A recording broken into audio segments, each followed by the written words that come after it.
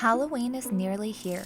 Playing dress up and getting sweet treats, all while enjoying the company of family and friends, makes this a favorite holiday for thousands of Adams County residents each year.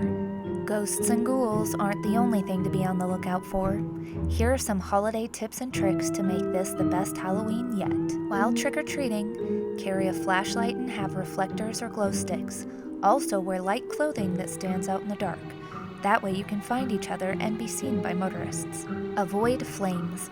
Flowing costumes, props, and wigs can catch fire easily. Though most jack-o'-lanterns are lit with LED lights, some may still hold tea lights and candles. Avoid wild animals and other people's pets.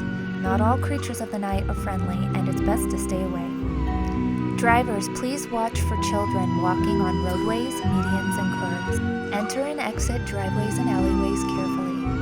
At night, watch for children in dark clothing that don't have flashlights or reflectors. Children are twice as likely to be hit by vehicles on Halloween than any other day of the year. Never eat candy before thoroughly inspecting it. It might seem tempting to sneak a piece of loose candy while traveling from door to door. We urge parents to speak with their children and encourage them to wait until everything has been deemed safe.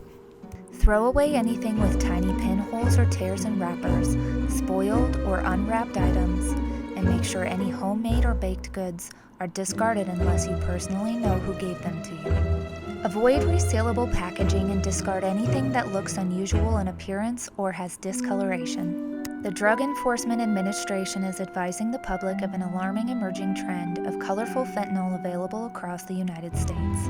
Brightly colored fentanyl is being seized in multiple forms, including pill, powder, and blocks that resemble sidewalk chalk.